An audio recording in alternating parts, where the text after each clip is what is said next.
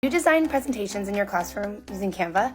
If so, check out these fun shortcuts. The first shortcut is hitting the letter B when in presentation mode, and it actually blurs out your slide.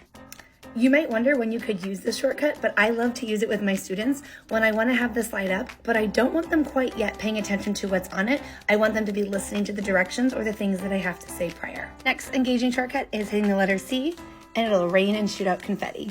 And hitting the letter M will be mic drop. Shortcut is drumroll animation. Letter O for the floating bubbles.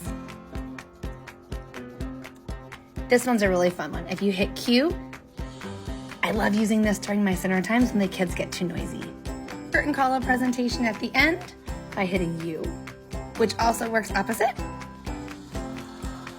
Maybe my favorite shortcut is hit any number on the keyboard 1 through 9 while you're in a presentation, and it will automatically pop up a timer.